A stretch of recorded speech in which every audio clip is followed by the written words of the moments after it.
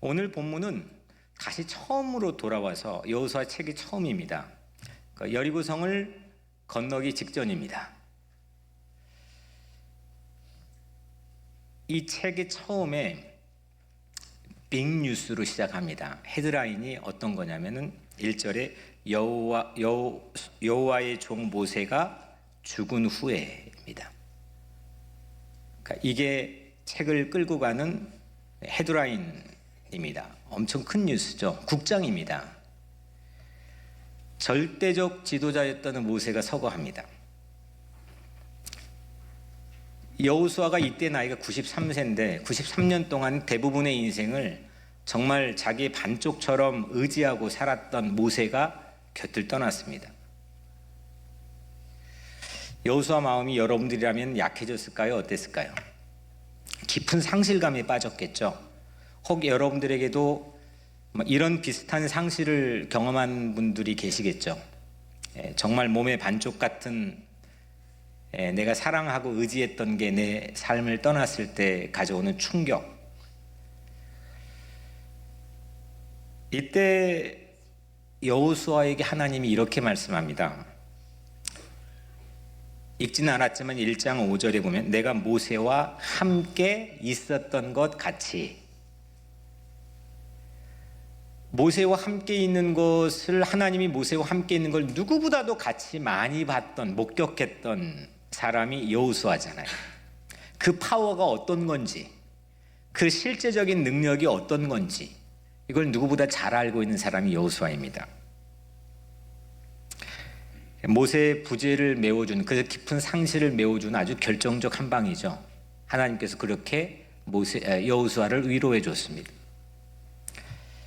하나님은 이어서 상실한 마음을 말씀으로 또 이렇게 매만져 주십니다. 1장 9절에 보면 강하고 담대하라, 두려워하지 말라, 놀라지 말라. 네가 어디로 가든지 내 하나님 여호와가 너와 함께 하느니라. 아멘. 내가 모세하고 함께 있었던 것 같이 네가 어디로 가든지 내가 너와 함께 하겠다. 모세의 서거, 모세의 부재로 아주 급격한 위기에 직면한 여호수아에게 하나님께서는 이 함께로 위로해 주셨습니다. 오늘 본문의 처음 10절의 첫 단어가 뭐죠? 보면 이에 되어 있습니다. 영어로는 so, 이에. 다시 말하면 이렇게 회복되었기 때문에, 이렇게 결정적 위기를 넘겼기 때문에, 위기를 극복하고 난 다음에 여호수아가 한 행동이 뭘까? 이게 우리가 읽은 본문 안에서의 주된 관심입니다. 뭐 했느냐? 위기 극복하고 난 다음에 직후에 뭐 했느냐? 여호수아가 뭘 보여줬느냐? 10절에 보면 이에 여호수아가 그 백성의 관리들에게 명령하여 이르되 했습니다. 이게 인생에 마치 벼락을 맞은 것처럼 엄청난 상실감에 빠져 충격에 휩싸였던 위기의 순간을 극복한 직후에 여호수아가 보여준 첫 번째 모습입니다. 뭐 했다고요? 여호수아가 누구에게? 백성의 누구에게? 관리들에게 뭐 했어요? 명령. 키워드가 명령입니다. 왜냐하면 이 명령이 이후에 워킹 되느냐, 실행되느냐, 아니면 그냥 묻혀버리느냐, 명령이 명령답지 못하게 죽어버리느냐, 기로에 서 있는 겁니다. 왜 이게 중요하냐? 이 본문의 관건이 왜 이거냐? 이 명령이 실행되느냐 안 되느냐가 왜 중요하냐면, 이제 모세가 없습니다. 모세 없이 여호수아의 첫 번째 리더십의 시험대입니다. 더욱이 여호수아는 정말 몸의 반쪽처럼 의지했던 모세가 곁에 있지 않아서 깊은 상실감에 빠져 헤드라인 뉴스로 책의 서문을 장식하고 시작했던 그 순간을 막 넘긴 그 직후에 여호수아가 한 첫 번째 행동에 대한 시험대입니다. 이게 과연 될까 안 될까? 명령이 워킹할까 안 할까? 매번 모세가 있었지만 이젠 모세가 없습니다. 이스라엘 백성이 이제 요단강을 바로 넘어가면 가나안 땅인데 이 가나안에 들어갈 수 있느냐 없느냐 이 공동체적으로 사활이 걸려 있는 공동체의 명운을 걸고 있는 그 명령 하나가 탁 하고 여호수아 입에서 떨어졌습니다.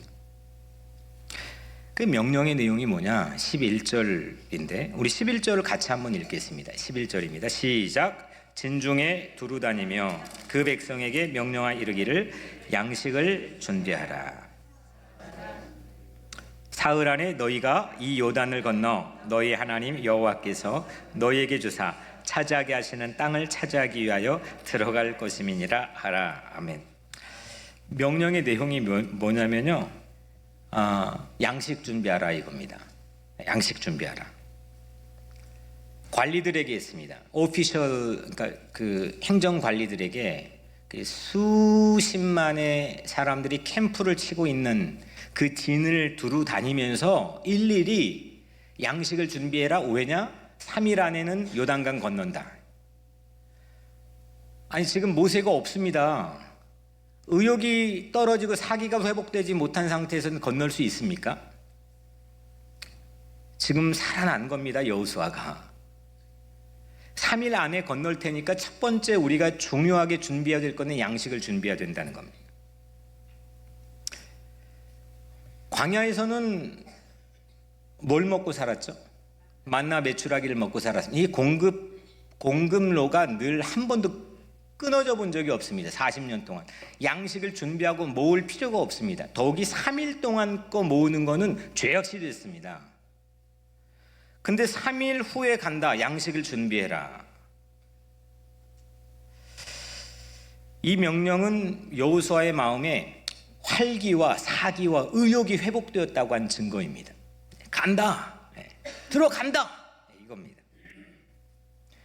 여호수아가 상실감으로 더 이상 넉넉지 않고 관리들과 캠프들을 일일이 돌아다니면서 비전을 일깨워 주는 장면들을 우리는 본문의 틈새에서 생각해 볼 수가 있습니다. 이제 3일 안에는 들어갈 겁니다. 이제 우리는 건너갈 겁니다. 할 겁니다. 드디어 눈앞에 왔습니다. 양식을 준비합시다. 우리도 이런 순간이 있어야 될 줄로 믿습니다. 우리는 모두 다 끊임없는 상실의 아픔 속에 살아갑니다. 뭔가 잡았다 싶은데 잃어버리고 뭔가 잡았다 싶은데 상실되어 버립니다. 그런데 그 아픔을 넘어서 가지고 의욕이 살아나고 활기가 일어나고 사기가 복돋아지는 그런 이런 순간이 우리의 삶에도 있게 되기를 주님의 이름으로 축복합니다. 그래서 여호수아가 힘을 내자 모세 서거에 상실했던 백성들이 모두 다 마음을 다잡습니다. 그리고 요단강 건널 채비를 합니다. 그러니까 장래 행렬, 조금만 전만 해도 장래 행렬이었는데 이게 비전 행렬로 바뀌는 거죠. 참 멋지죠. 그런데 막 이렇게 분위기가 달아오를 무렵에 아플싸 문제가 발생합니다. 여호수아가 총 몇 지파입니까? 지파 숫자가 몇 개죠? 12지파죠. 오늘 본문에서 여호수아가 뜬금없이 그 중에 3지파를 부릅니다. 그 지파가 르우벤 지파, 갓 지파, 므낫세 반 지파입니다. 먼저 첫 번째 제안이 14절에 너희의 처자와 가축은 모세가 너희에게 준 요단 이쪽 땅, 동쪽 땅에 머무르려니와 너희 모든 용사들은 무장하고 너희 형제보다 앞서 건너가서 그들을 돕되. 이게 첫 번째 제안입니다. 첫 번째로 지금 서 있는 요단강 동편에 아내, 자식들, 가축은 놓아두고 3지파의 남자들은 전부 다 무장해라. 그리고 요단강을 9지파보다 먼저 건너가라. 이게 첫 번째 제안입니다. 두 번째 제안은 15절에 여호와께서 너희를 안식하게 하신 것 같이 너희도 너희의 형제도 안식하며 그들도 너희 하나님 여호와께서 주시는 그 땅을 차지하기까지 하라. 언제까지요? 나머지 9지파가 그 약속의 땅에 들어가서 전부 다 땅을 분배받고 다 차지할 때까지 너희들은 절대 귀환하지 말라.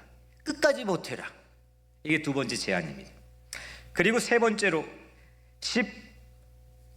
15절에 그리고 너희는 너희 소유지 곧 여호와의 종 모세가 너희에게 준 요단 이쪽 해 돋는 곳으로 돌아와서 그것을 차지할지니라.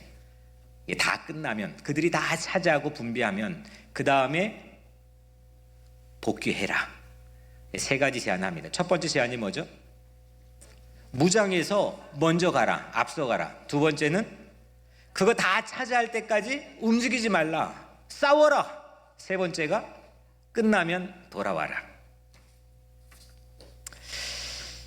여호수아가 한창 몸이 달아오를 무렵에 왜 뜬금없이 세 지파에게 이런 세 가지 당부를 했을까? 이게 오늘 말씀을 끌고 가는 주요 질문입니다. 그 내막을, 그 사연을 오늘 본문 안에서는 사실 생략하고 있기 때문에 왜 그랬을까? 이 영문을 잘 알 길이 없지만 사연의 자초지정은 민수기 32장에 아주 상세하게 기록이 되어 있습니다. 그 배경을 제가 잠깐 여러분들에게 말씀드리면 민수기 32장은 모세가 살아있을 때였습니다. 가나안이 보이는 요단강 동편에 도착했을 때니까 오늘 여호수아 1장과는 시기적으로 그렇게 멀지 않는 시간입니다. 같은 비슷한 장소에 있는 거죠. 그리고 그 모세가 살아있을 때 민수기 32장의 배경이 되는 그 자리에 섰을 때 바로 직전에 엄청난 전투를 하고 올라왔습니다. 그 전투에서 최고의 혁혁하는 공을 세운 지파들이 있었는데 혹시 어떤 지파인지 아세요? 네. 아니 제가 르우벤 지파나 갓 지파니까 물어봤겠지. 네. 르우벤 지파와 갓 지파가 민수기 32장 1절에 보면 르우벤 자손과 갓 자손은 심히 많은 가축대를 가졌더라. 이 전쟁에서 공을 세워 전쟁에 얻어진 전리품인 가축대를 엄청 많이 받았습니다. 그런데 이게 화근이었습니다. 그들 마음에 특권의식이 생겼습니다. 그리고 욕심이 났습니다. 현재 서 있는 요단 동편이 괜찮아 보였습니다. 목축하기에. 그래서 좀 상식이 어긋난 제안을 당시에 모세에게 했습니다. 그걸 제가 한번 그 상식이 어긋난 제안을 이 지파들이 모세에게 했을 때의 내용을 들려드리면 민수기 32장 5절에 이 땅을 당신의 종들에게 주시고 그들의 소유로 주시고 우리에게 요단강을 건너지 않게 하옵소서. 그러니까 모세가 이걸 듣고 노발대발합니다. 그 바로 다음 절인 민수기 32장 6절 7절에 보면 너희 형제들은 싸우러 가거늘 너희는 여기 앉아 있고자 하느냐? 너희가 어찌하여 이스라엘 자손에게 낙심하게 하여서 여호와께서 그들에게 주신 땅으로 건너갈 수 없게 하려 하느냐?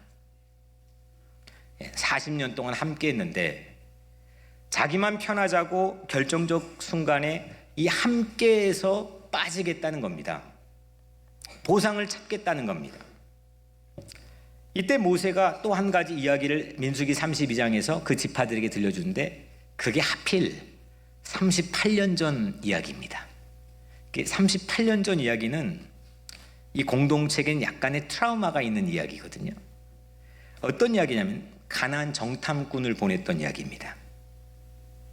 12명을 보냈죠. 2명은 그 땅에 올라가자 그랬죠. 그게 누구죠? 여호수아하고 갈렙이었죠. 근데 나머지 10지파는 어떻게 했어요? 그 땅을 악평해서 못 올라간다. 그 땅 괜찮긴 하지만 우리는 역부족이다. 이렇게 보고했죠. 그 10지파의 리더들이 누구였는 줄 아세요?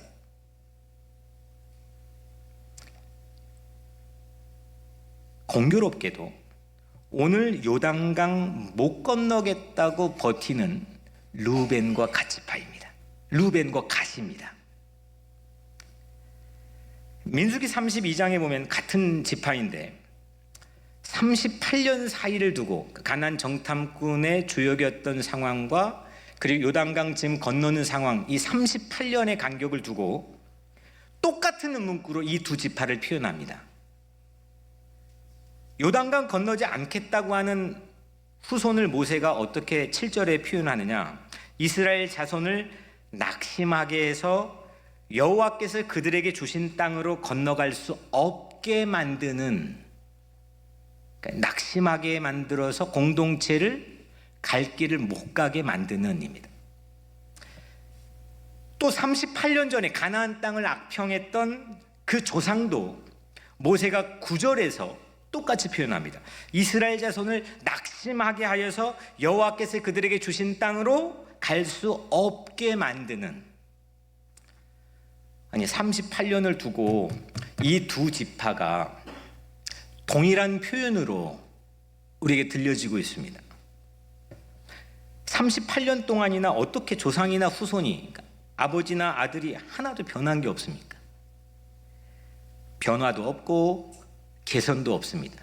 마치 베데스다 연못가에 38년 된 병자가 나는 변화할 의욕을 잃었습니다. 난 그런 상황과 환경이 되지를 않습니다. 이렇게 예수님에게 항변했던 것처럼 이 사람들의 모습은, 모세의 눈으로 표현되었던 이 모습은 38년 사이를 두고 아무것도 개선과 변화가 없습니다.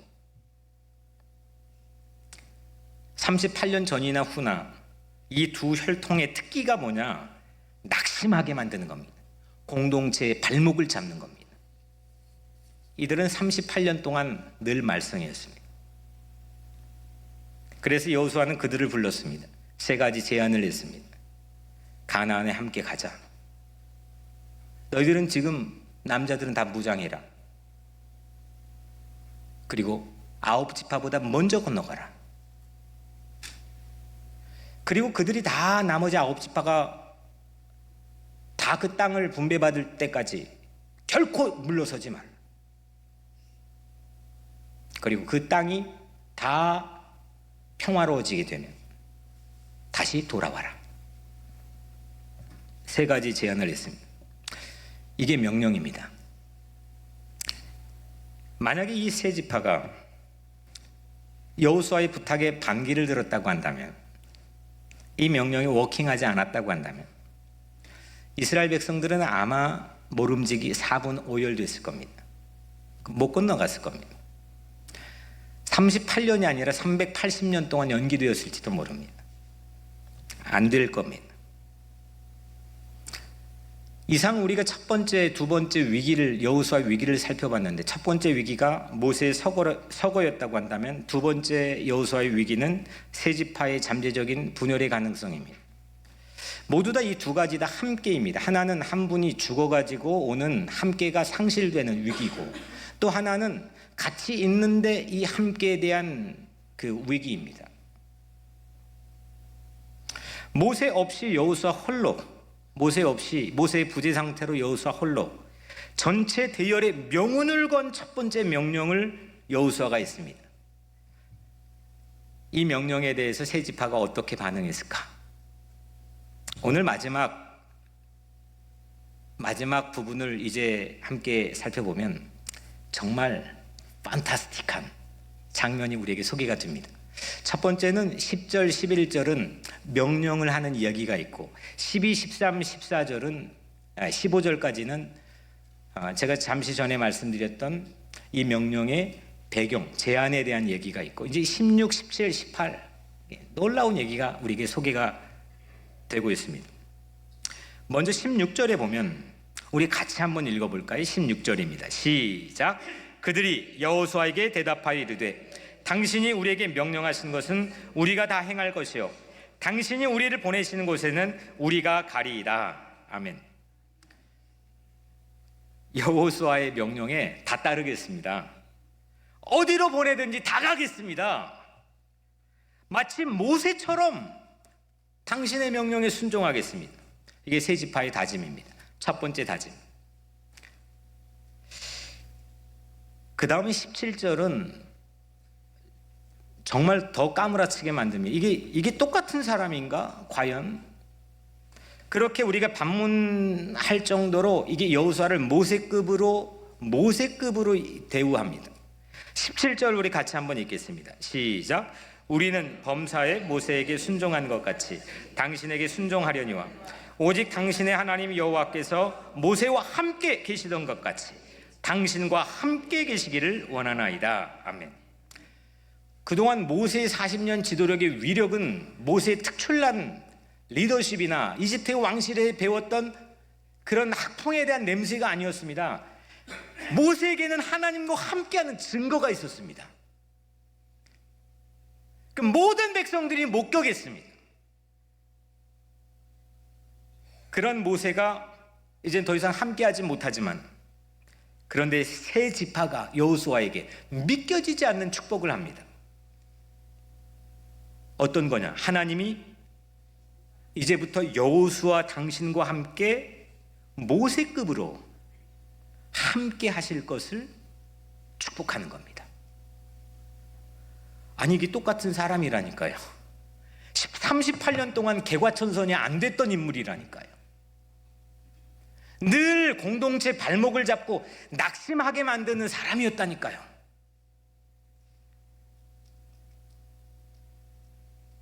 근데 이런 사람들이 지금 여호수아에게 말을 합니다. 그 여호수아가 못할 게 뭐가 있겠습니까? 안 될 게 뭐가 있겠습니까? 지금 오합지졸과 천하무적 이 둘의 기로 사이에서 이 세 지파는 천하무적의 진면목을 보여주고 있습니다. 우리 가정들도 가만히 보면 그냥 가족이니까 살고 있지만 때로는 이렇게 오늘 본문에 나와 있는 모자이크처럼 분열의 잠재적인 요소들을 우리 가정 안에도 가지고 있을 때가 있습니다. 민족, 국가는 말할 나위가 없고 우리 각자의 삶에도 마찬가지입니다. 그런데 오늘 이런 사건이 우리 삶에서 일어날 수 있도록 축복해 주시기 위해서 오늘 우리에게 이 말씀을 들려주신 줄로 믿습니다. 마지막 18절은 정말 최고입니다. 같이 한번 읽겠습니다. 시작. 누구든지 당신의 명령을 거역하며 당신의 말씀을 순종하지 아니한 자는 죽임을 당하리니 오직 강하고 담대하소서. 아멘. 세 지파가 분열의 주역이었거든요. 근데 이게 분열을 이제는 온몸으로 막아주는 방패가 되겠다는 겁니다. 누가 당신 리더십에 따르지 않는 사람이 있으면 가만 놔두지 않겠습니다. 그리고 이게 정말 클라이막스가 되는 이유가, 저는 개인적으로 이 성경에 수많은 이 워딩이 있지만 제가 힘들고 어렵고 고난에 처할 때마다 저에게 정말 위로가 되고 힘이 되어줬던 이 문구 하나가 이겁니다. 강하고 담대하라. 저는 정말 강하고 담대하고 싶었습니다. 그리고 이 하나님의 음성이 저에게 얼마나 큰 힘과 위로가 되었는지 모릅니다. 그냥 세상 말로 버티고 깡으로 그냥 인내하면서 이게 사는 게 아니라 하나님이 강하게 한 사람, 하나님이 담대하게 한 사람, 이게 저에게는 매우 중요한 삶의 화두였습니다. 근데 오늘 이 이야기를 하나님이 하신 게 아니라, 또 그것도 여호수아의 우군이나 측근이 말한 게 아니라, 그동안 40년 가까이 세월 동안 늘 공동체 골칫거리였던 세 지파가 여호수아를 향해서, 아직 지도력이 검증되지도 않았던 여호수아를 향해서, 모세가 곁에 있어주지도 못하는 여호수아를 향해서 세 지파가 오직 강하고 담대하소서 이렇게 말하는 겁니다. 사랑하는 여러분, 공동체의 명운을 쥐었던 여호수아의 이 한 명령, 그 명령이 워킹했습니다. 그 명령이 멋지게 일을 했습니다. 강하고 담대하라. 이 말로 백성들은, 전체 수십만의 백성들이 마음들이 파도를 쳤을 겁니다. 강하고 담대하라. 이 말은 나만 아는 이기주의나 특권의식에 사로잡히면 절대로 할 수 없는 말입니다. 강하십시오. 담대하십시오. 하나님처럼 자기 백성을 아낌없이 사랑해서 어디든지 너희들이 가면 내가 함께 떠나지 않고 버리지 않고 고아와 같이 두지 않고 함께 하겠다고 하는 그 하나님의 마음으로 우리에게 들려줄 수 있는 말씀입니다.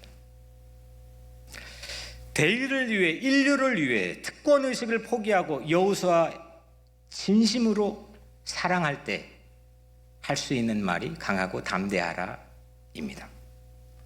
우리를 살리려고 독생자의 특권의식을 포기하고 십자가에 오르려고 할 찰나에 할 수 있는 진심의 언어, 삶을 거듭나게 할 수 있는, 역사를 변혁하고 바꿀 수 있는 그런 언어가 강하고 담대하라입니다. 강하고 담대하십시오. 우리 교회 새로운 인사 문화를 세웠으면 좋겠습니다. 이렇게 인사하는 겁니다. 강하고 담대하십시오. 가정에서도 자녀들에게 또 배우자에게 그렇게 인사하면 좋겠습니다. 강하고 담대해라. 일터에서도 그렇게 인사했으면 좋겠습니다. Be strong and courageous. 강하고 담대하세요. 이 함께 기적을 만드는 이 매직 언어가 오늘 우리 모든 삶의 뼛속 깊이 새겨지기를 주의 이름으로 축복합니다.